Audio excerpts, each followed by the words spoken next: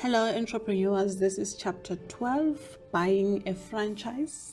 This is another option for starting a business. Instead of starting everything from scratch, you can actually have an option of starting a franchise, or let me just say buy a franchise. It could be any kind of franchise in a form of licensing or in a form of the whole concept, like your KFC, Nando's, or it could be just a few things here and there, the industry. There are so many other types of franchising. So this is an option that you may use to speed up the process of buying a franchise. So in this chapter, we are looking at the advantages and disadvantages of starting a franchise, and we are evaluating various kinds of franchise opportunities in South Africa, and the understanding that if you follow the franchise option, you need to comply with certain ethical requirements, and your aptitude, your skills, your expertise are also very important in terms of what kind of an franchise that you can embark on. It doesn't mean that as soon as you have money, you can just choose any franchise.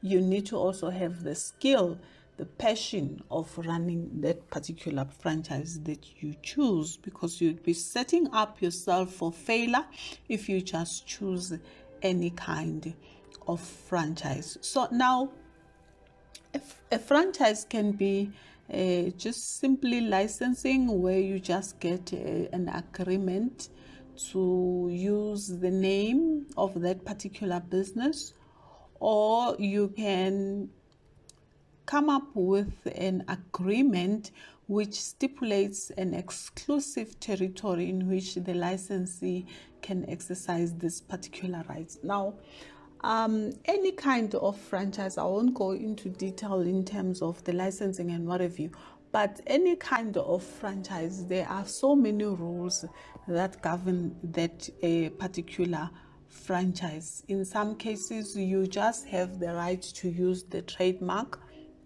which means the licensor or the other franchisor grants you the opportunity, the right to use the trademark commercially, in return in which you are going to pay a certain amount of royalties or fees.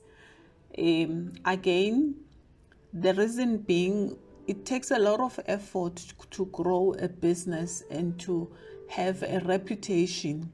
So this is basically, when you buy a franchise, you are buying the intangible aspect, which is called the goodwill.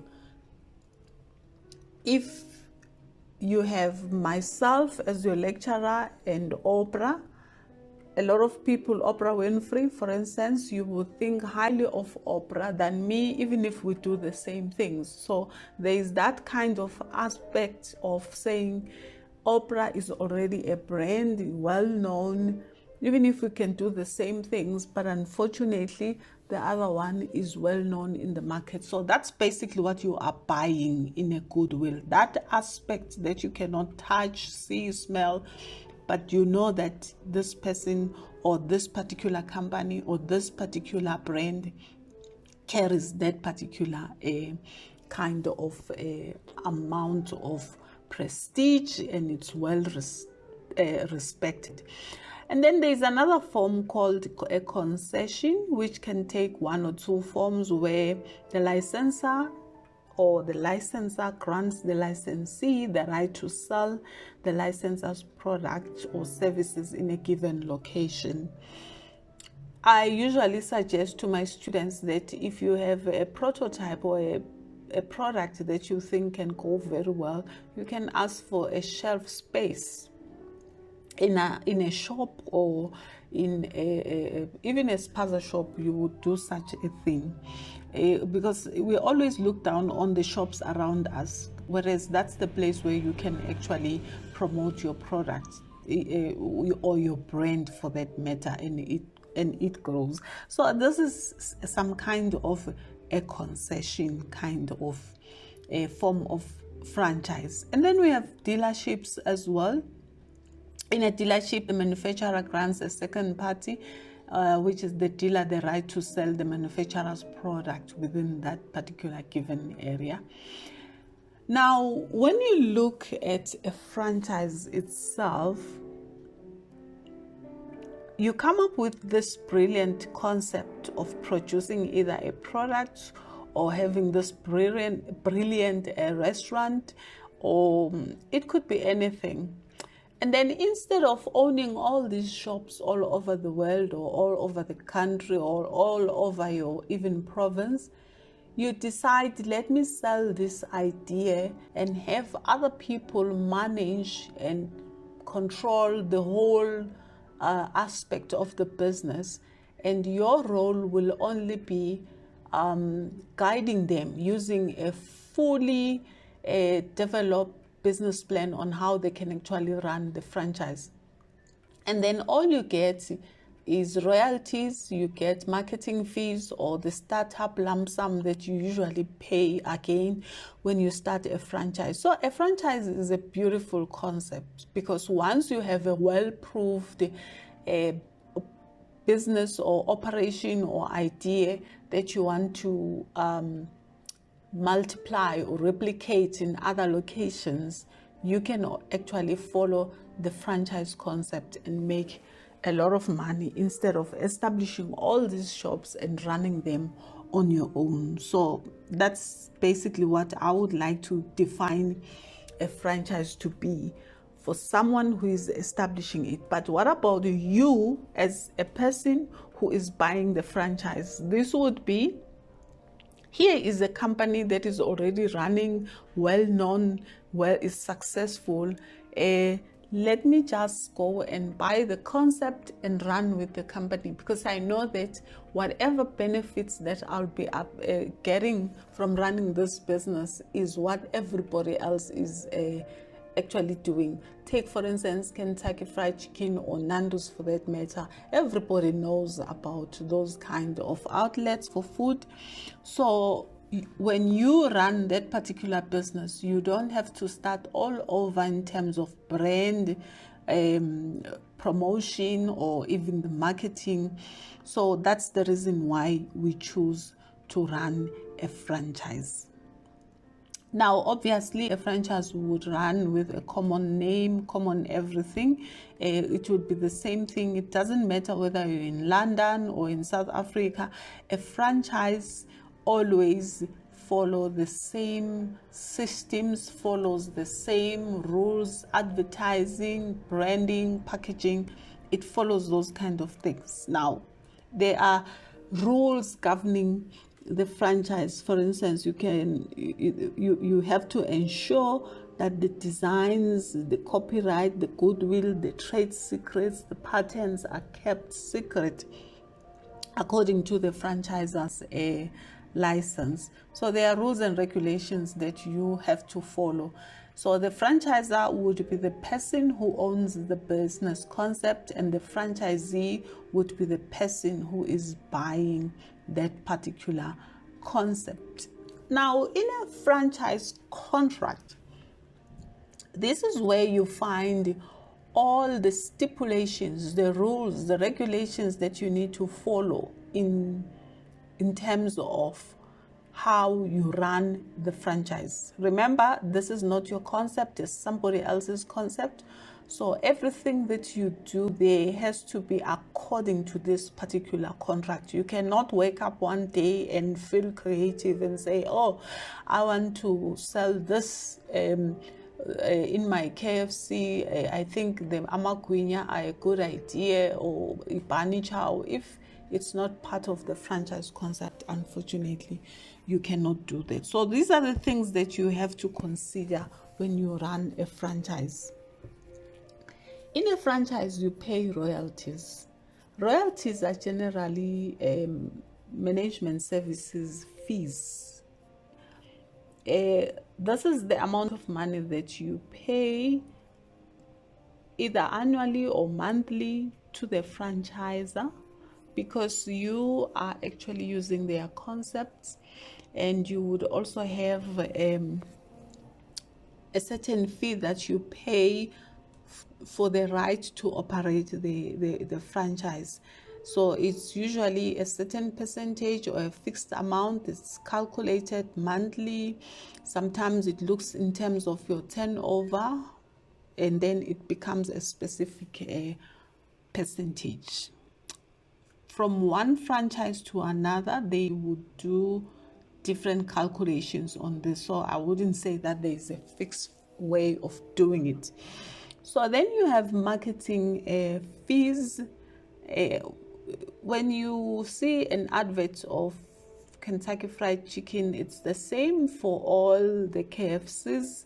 It's not going to be a different one for one in the township or one in the rural areas. It's usually the same thing. So the marketing fees are actually added into that particular fee that you would be paying on monthly basis. And then there's this big franchise fee, which is usually a lump sum. If you were to say, I want to establish a KFC or a Nando's, they would say for you to establish the shop, you need, let's say, maybe 1.5 million, which means this particular amount would include the building, the renovations, the furniture that you'd be using in that business, training the staff, manuals, machinery, equipment, everything. So that would be your franchise fee that you would be paying it as a once-off kind of thing. Now, there are just so many other things that you need to consider in terms of establishing or opting to get into a franchise. You need to understand what type of a franchise you require, and you need to understand the profile of South African franchise system. I'm going to share with you a link where you can find various types of franchises, and then you can see which one suits your style or skills or abilities, or what is it that you are passionate about. But the rest of the things, obviously, you are going to be reading through them. So I just want to take you through the advantages and limitations of franchising.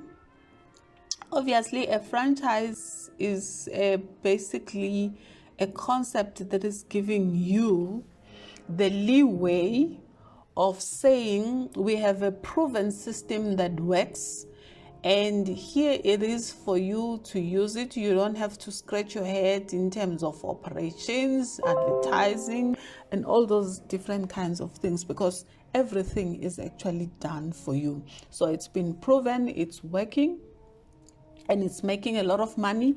What I like the most in terms of franchises as well is that they go out and do all the research on your behalf. The feasibility study of whether your business is going to be successful in that particular space or not, you already know. So that's the reason why you become successful when you run a franchise. And then you have startup assistance. You are not on your own. You have someone who is taking you by the hand all throughout the process, because they know how to actually establish the business. They've been through the process several times with all the other franchises that you see around the country. And then there's the option that you have ongoing assistance. They are there for you all the time. If you experience problems, they are there. If there's new training that needs to take place, they are there to actually assist you with that. And they make sure that there's a quality control in place and give you feedback that you are actually giving the same product with the other people. You don't want to go to one KFC in the township which tastes totally different from the one in the suburbs. We usually complain if we experience such things. So that's the reason why they will give you the ongoing assistance. And then advertising and purchasing.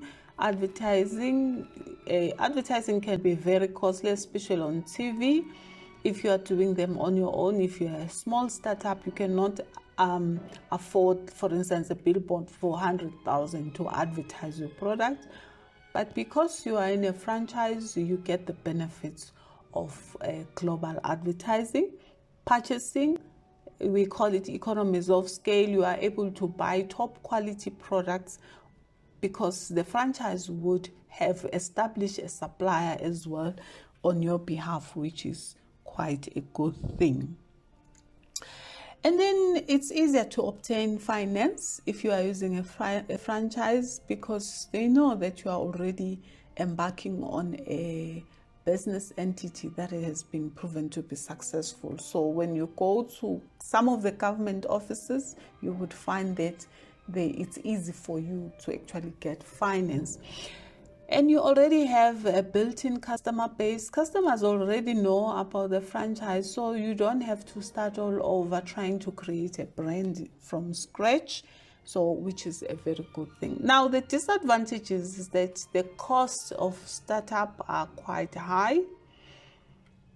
You would have to take a loan, you would have to have a large amount of money to establish a franchise, whereas if you are starting your own thing, probably you would be in a position to start small and actually go up. But here, the startup costs are very high. The ongoing royalties that you have to pay, an advertising fee, they do not really take into consideration that the sales are decreasing, or the economy, or it's COVID-19. You still have to pay this anyway. And then you have got rigid operation procedures, meaning you cannot be flexible. You cannot decide to start your own thing. You have to follow what has been to be a proven formula for this kind of business. You cannot be innovative and say now you want to follow this way of doing things, unfortunately, because you've signed a contract. Now, bad decisions by the main franchisor may influence everybody else. For instance, one bad reputation of a specific maybe outlet could spill out and affect all the other franchises, and you get a bad name. But then you always have various advantages and disadvantages in everything. But what I want you to do in this particular chapter is for you to evaluate this particular franchising opportunities online and see what could work and could not work for you. Like I have specified all the advantages and disadvantages, so you have to make sure that you are actually in a position to make a decision for yourself. What I like about franchising as well is that because you are not on your own, someone is always helping you in terms of complying with ethical requirements of running a business. Running a business can be very difficult, but if you have support, you always have someone holding your hand in terms of franchise. And there are code of ethics, obviously, that you have to follow, and disclosure documents that you have to adhere to. So there's just quite a number of things that you need to take into consideration when you start a franchise.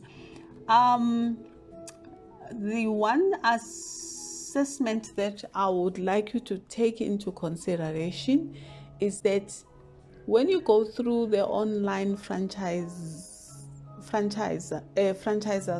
you have to look at the profiles. How much is the franchise, and what skills are required, and what sort of training do they provide? Because those things give you a pretty good idea of whether you can fit in terms of establishing that franchise. There are so many small and bigger franchises, but I think even when you are a startup, it doesn't matter how young or old you are, you can actually run a franchise successfully. So that's where I would like to end with this particular chapter, hoping that you understood everything. Thank you very much.